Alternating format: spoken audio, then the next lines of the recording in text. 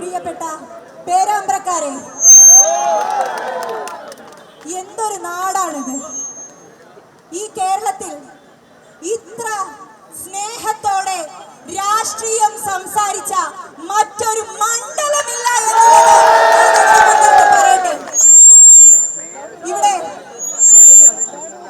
ഞാൻ പ്രതിനിധീകരിക്കുന്നത് ആരെയാണ് എന്ന് ഒരുപാട് ആളുകൾ ഇങ്ങോട്ട് വരുമ്പോ എന്നോട് ചോദിച്ചു, ഞാൻ ആരെയാ പ്രതിനിധീകരിക്കുന്നത് എന്ന്. നമ്മളുടെ റാലി അങ്ങേ അറ്റത്തുനിന്ന് തുടങ്ങിയപ്പം ഞാൻ സംഘാടകരോട് പറഞ്ഞു ഞാൻ ഇറങ്ങി നടക്കാന്ന്. അപ്പൊ ഇവര് പറഞ്ഞു എന്നോട്, നിങ്ങൾ ഈ ആൾക്കൂട്ടത്തിനിടയിൽ ഇറങ്ങി നടന്നാൽ നിങ്ങളെ ഈ കടുകുമണിയോളമുള്ള നിങ്ങളെ ആരും കാണില്ല എന്ന്. ഒരു കാര്യം എനിക്ക് ഉറപ്പാണ്, ഈ പേരാമ്പ്രയുള്ള ആളുകളുടെ മനസ്സ് അത്യുന്നതിയിലാണ് എന്നുള്ളത് ഞാൻ നിങ്ങളെ സാക്ഷി നിർത്തി പറയാൻ ആഗ്രഹിക്കുക. നോക്കി, നിങ്ങളെ ആരെയാണ് നമ്മൾ പ്രതിനിധീകരിക്കുന്നത്? ഈ നാട്ടിലെ UDF ഐക്യ ജനാധിപത്യ മുന്നണി ആരെയാണ് പ്രതിനിധീകരിക്കുന്നത്? ഈ കൂട്ടത്തിലുള്ള ഏറ്റവും ചെറിയ കുട്ടി, ഏറ്റവും പിഞ്ചു കുട്ടി മുതൽ ഈ കൂട്ടത്തിലുള്ള ഏറ്റവും മുതിർന്ന മനുഷ്യരെ വരെ നമ്മൾ പ്രതിനിധീകരിക്കുകയാണ്. ഈ കൂട്ടത്തിലുള്ള വിദ്യാർത്ഥികളെ നമ്മൾ പ്രതിനിധീകരിക്കുകയാണ്. ഈ കൂടി നിൽക്കുന്ന ആളുകളിലുള്ള സ്ത്രീകളെ നമ്മൾ പ്രതിനിധീകരിക്കുകയാണ്. യുവാക്കളെ നമ്മൾ പ്രതിനിധീകരിക്കുകയാണ്. ഈ നാട്ടിലെ ജനദ്രോഹ നടപടികളിൽ കുടുങ്ങിക്കിടക്കിയ മനുഷ്യന്റെ ഏറ്റവും വലിയ പ്രതീക്ഷയാണ് UDF എന്നുള്ളത് ഈ പേരാമ്പ്രയുടെ നടുവിൽ വെച്ച് തന്നെ പ്രഖ്യാപിക്കട്ടെ. നമ്മൾ ഒരുമിച്ചുകൊണ്ട് ഒരു പുതിയ ചരിത്രം രചിക്കണം. നിങ്ങൾ വലിയ ചരിത്രത്തിന് നേതൃത്വം നൽകിയിട്ടുള്ള ആളുകളാണ്.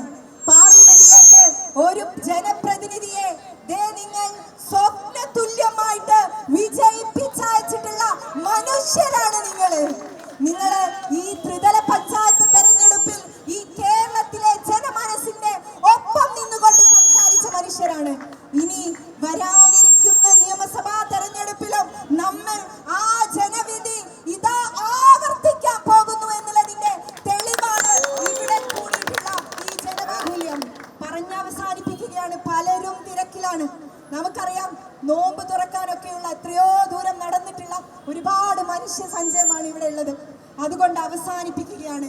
നമ്മളുടെ ഉത്തരവാദിത്വം ഈ നാട്ടിലുള്ള അടിസ്ഥാന വിഭാഗത്തിൽപ്പെട്ട ആളുകളുടെ പ്രതിനിധിയാവുക എന്നുള്ളതാണ്.